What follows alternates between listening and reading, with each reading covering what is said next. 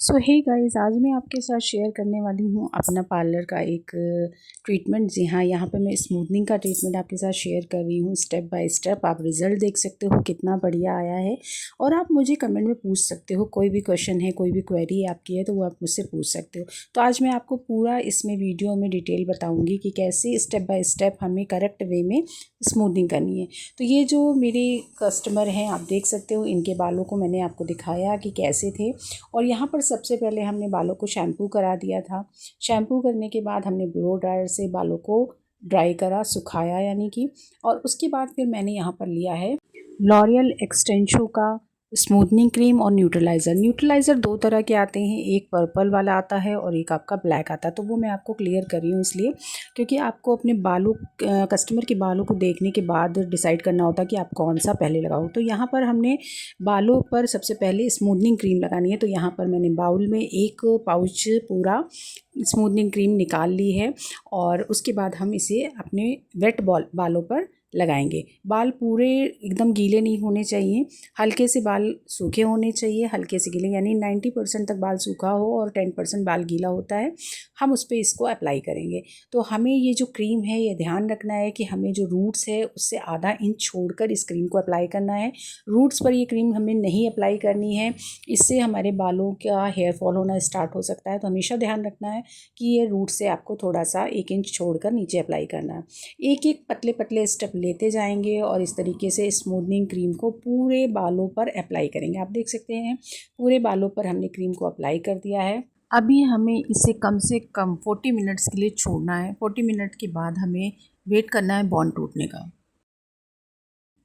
Bond टूटने का मतलब क्या है वो भी मैं आपको क्लियर कर देती हूँ। जब आपके बालों में ये क्रीम अप्लाई हो जाएगी उसके बाद आप इस तरह से बालों को खींचेंगे। एक बाल का स्ट्रेन लेकर आप बाल को खींचते हैं तो बाल रबड़ की तरह खींचता है, टूटता नहीं है। और साथ ही साथ में ना बाल में एकदम कर्ल से बन जाते हैं। आप देख सकते हो, मैंने हाथ पे अच्छे से दिखाने की कोशिश की है, आप देख रहे हो। जब इस तरीके से बाल आपका रबड़ की तरह खींचने लगे, एस की तरह बाल एकदम से सिकुड़ जाए, तो आप समझ लेना कि बाल वॉश करने के लिए रेडी है। तो बस इसके बाद हम फटाफट से अब बालों को प्लेन वाटर से वॉश करेंगे। आप देख सकते हो यहाँ पर अच्छे से बॉन्ड टूट गया है और अब हम अप्लाई करेंगे वाटर से इसे क्लीन करने का। तो यहाँ पर मैंने अब इसे प्लेन वाटर से अच्छे से वॉश किया है। आपको ध्यान रखना है कि आपकी क्रीम प्रॉपर पूरी निकल जानी चाहिए, बालों में बिल्कुल भी क्रीम नहीं रहनी चाहिए। इसे अच्छे तरह से वॉश करेंगे, उसके बाद टॉवल ड्राई करेंगे और फिर ब्लो ड्राई करेंगे। हमें एकदम से गर्म हीट से इसे ड्राई नहीं करना है दोस्तों। अच्छी तरीके से बालों को ब्लो ड्राई करके आपको बालों को सुखाना है और बहुत बढ़िया तरीके से ब्लो ड्राई करेंगे। उसके बाद फिर हम करेंगे स्ट्रेटनिंग। तो यहाँ पर अब हम कर रहे हैं स्ट्रेटनिंग प्रॉपर तरीके से। स्ट्रेटनिंग जो मशीन है आपकी वो आपको अच्छी क्वालिटी की लेनी है। आप आइकॉनिक के ले सकते हो, काफ़ी अच्छा स्ट्रेटनिंग रहता है उससे। और इसमें एक टेम्परेचर की एक लिमिट होती है, उस टेम्परेचर तक आपको रख कर ही स्ट्रेटनिंग करनी है। जितना पतला आप सेक्शन लोगे उतनी ही अच्छी स्ट्रेटनिंग होगी। और पतला सेक्शन इन सेंस, जब आप बालों को अपने हाथ पर रखो ना तो आपकी हथेली दिखे, इतने पतले पतले सेक्शन लेके हमें बालों की स्ट्रेटनिंग करनी है। जितनी अच्छी स्ट्रेटनिंग होगी बालों में उतना ज़्यादा अच्छा साइन आएगा। आप देखना अभी स्ट्रेटनिंग के बाद बाल आप देख सकते हो बहुत ही ज़्यादा सुंदर अभी दिखेगा। तो चलिए स्ट्रेटनिंग कर लेते हैं। तो फ्रेंड्स अभी आप देख सकते हो कि आफ्टर स्ट्रेटनिंग कितना अच्छा ज़्यादा शाइन आ गया है बालों में। अब हम करेंगे बालों पे न्यूट्रलाइज़र वाली क्रीम अप्लाई। तो यहाँ पर मैंने न्यूट्रलाइज़र क्रीम अप्लाई करना शुरू कर दिया है और यहाँ पर मेरी जो पार्लर में जो लड़कियाँ हैं वो इसमें न्यूट्रलाइज़र वाली क्रीम अप्लाई कर रही हैं। इस क्रीम को आप रूट्स पे भी अगर लग जाती है तो कोई प्रॉब्लम नहीं है। काफ़ी अच्छी तरीके से छोटे छोटे से पतले पतले से सेक्शन लेकर हमें पूरी क्रीम को बालों पर अप्लाई करना है और एक एक सेक्शन को क्लीन भी करते जाना है। इस क्रीम को रखने का जो टाइम है वो भी 20 मिनट से 20 मिनट के बाद हमें इसे वॉश कर लेना है। तो यहाँ पर आप देख रहे हो कितने अच्छी तरीके से बालों में ये क्रीम अप्लाई की जा रही है और प्रॉपर देखिए क्रीम अप्लाई हो गई है। अब हम इसे छोड़ देंगे 20 मिनट्स के लिए। आफ्टर 20 मिनट हम करेंगे हेयर वॉश। हेयर वॉश दोस्तों हमें करना है प्लेन वाटर से। कोई भी शैम्पू या कंडीशनर में इस्तेमाल नहीं करना है, प्लेन वाटर से हमें इसे वॉश करना है।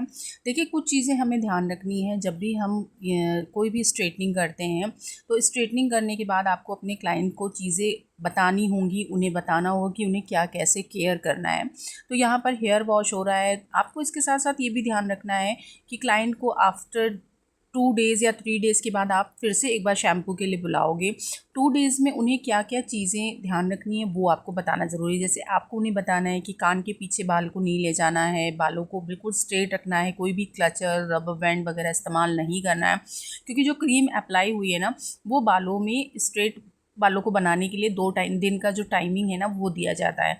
आफ्टर 2 डेज़ आप अपने क्लाइंट को बुलाएंगे और आफ्टर 2 डेज़ के बाद आप फिर से उनका शैम्पू करेंगे, फिर से स्ट्रेटनिंग करेंगे। तो ये सारी चीज़ें आपको उन्हें क्लियर करनी होंगी, नहीं तो फिर क्लाइंट कुछ गड़बड़ कर देता है और बालों में वेव्स आ जाता है और क्लाइंट आपसे आकर शिकायत करेगा कि बालों में अच्छी तरीके से स्ट्रेटनिंग नहीं हुई। तो ये सारी चीज़ें ध्यान रखना आपका काम है। इसी के साथ ही मैंने जो थर्ड डे के बाद जो शैम्पू होता है वो भी मैंने आपके साथ शेयर किया है। ये है हमारा थर्ड डे के बाद का रिज़ल्ट आफ्टर शैम्पू। आप देख सकते हो बालों की क्वालिटी कितनी अच्छी है, कोई भी कहीं से भी कोई भी वेव नहीं आया है, क्योंकि क्लाइंट को आपको समझाना है कि बालों की केयर 2 दिन कैसे करनी है, तभी अच्छा रिज़ल्ट आपको मिलेगा। तो दोस्तों पसंद आया हो तो लाइक